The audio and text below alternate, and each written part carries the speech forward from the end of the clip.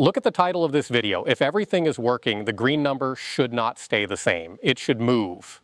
Not because I am changing my opinion every minute, because the title is tracking SPY. Here is the simple version. One blue dot marks the moment this video was posted. One green dot marks where SPY is now. The distance between those two dots becomes the number in the title. So if you see plus 1%, the market barely moved from this video's starting point. If you see plus 30%, you are watching the same video in a very different market. And if someday the title is frozen, broken, or obviously wrong, that still teaches the same lesson. Markets move, videos freeze. Before we go further, the title changing idea is inspired by Tom Scott. He made a video where the title updated with the video's own view count. I always liked that because the title was not just packaging, the title became part of the experiment. This is the finance version. Instead of tracking views, the title tracks SPY, and the lesson is not really about SPY. SPY is just the clock. The real lesson is that finance content has a timestamp. A video freezes one moment, a thumbnail freezes one emotion, a title freezes one opinion, but the market does not freeze with it. That is why old market takes can become dangerous. Research takes time. You read filings, you check earnings, you write the script, you record the video, you edit, you upload. And while all of that is happening, the price can keep moving. The company can change, the market can change, the setup can change. So a thesis is not just bullish or bearish. That is too simple. A real thesis has three parts. It has a story, it has a price, and it has a time. Miss one of those and you may not understand what you are buying. Imagine someone makes a strong bullish video on a stock at $5. At $5, maybe the risk reward makes sense. Maybe the balance sheet is okay. Maybe the catalyst is still ahead. Maybe the upside is worth the risk. Now imagine the algorithm shows you that same video 3 weeks later. The stock is no longer $5, it is $12.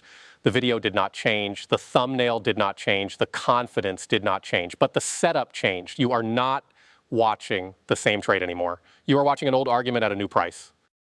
That is where beginners get trapped. The story still sounds exciting, so the price feels less important.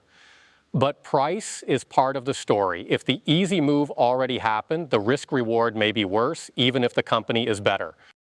This is why I chose SPY for the title. SPY is not a tiny hype stock. It is a broad market benchmark. And even with something this broad, time changes what the title means.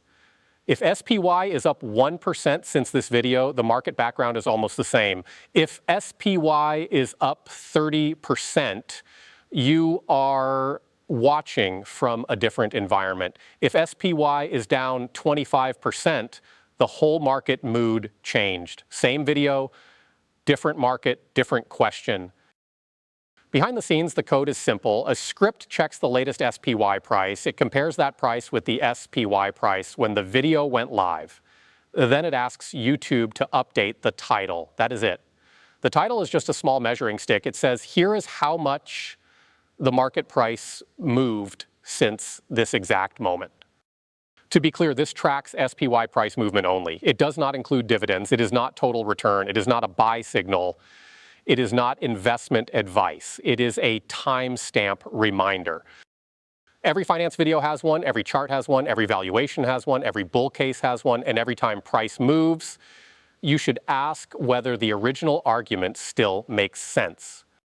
So when you watch finance content, including mine, do not only ask, is this person bullish or bearish? Ask better questions. When was this made? What was the price then? What changed since? Is the catalyst still ahead? Is the risk still worth it? And am I learning or am I looking for someone to confirm what I already want to believe? That last question matters. A lot of finance content feels good because it gives confidence, but confidence is not the same thing as an updated thesis. The market does not care how confident the original video sounded. The market only cares about what is true now. At some point, this title may stop updating, maybe an API breaks, maybe YouTube changes something, maybe the experiment gets retired. If that happens, someone in the future may comment, this title is not accurate. Exactly. That is the point. Old market takes freeze. The world keeps moving, so use this title as a tiny habit. Check the timestamp, check the price, update the thesis. because information in finance has an expiration date. Price changes the story, time changes the risk. And if you do not update your thinking, the market will update it for you. Final rule, never separate a market thesis from time and price. If the title is still moving, the experiment is working. And if it is already wrong, welcome to the market.